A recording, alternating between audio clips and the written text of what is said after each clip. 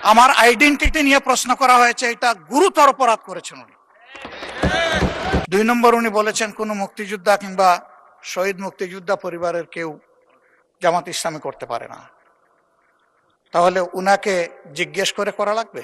মুক্তিযুদ্ধে তার অবদান সবকিছুই বলেছেন, কিন্তু নিজের অবদান বলতে গিয়ে আরেকজনের অবদানের উপরে হাতুড়ি পিটানোর অধিকার কাউকে দেওয়া হয়।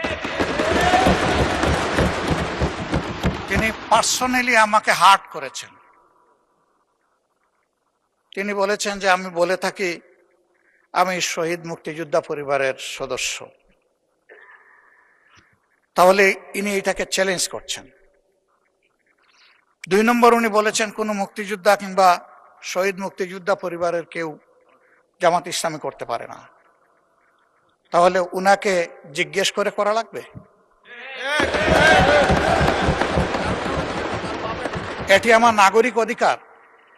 আমি কোন দল করব, কোন আদর্শ আমি অনুসরণ করব, এর উপর হস্তক্ষেপ করার ন্যূনতম কোনো অধিকার রাষ্ট্র কিংবা সংবিধান কাউকে দেয়নি। আমি এটার তীব্র নিন্দা জানাই।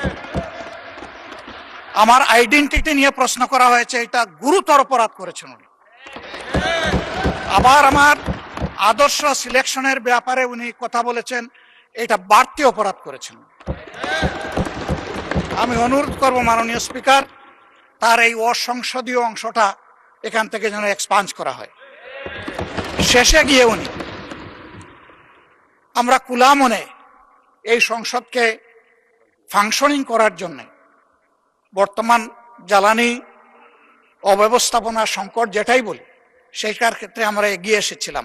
কুলা মনে কথা বলেছি, নোটিশ নিয়ে আলোচনা হয়েছে এবং পরের দিন এসে মাননীয় প্রধানমন্ত্রী একটা প্রস্তাব দিয়েছেন, আমরা সাথে সাথে এটা গ্রহণ করেছি। তিনি এইটাকে শেষ পর্যন্ত কনক্লুশন টানলেন কি দিয়ে? হ্যাঁ, যার মগজ যেরকম তার কনক্লুশন হবে সেই।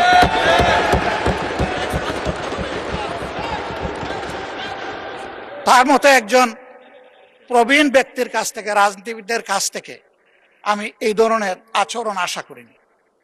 আমরা এখানে প্রথম দিনই বলেছি ভালো কিছু শিখতে এসেছি। কাউকে হিট করা, গালি দেওয়া, এর মাধ্যমে বড় কিছু অর্জন করা যাবে না।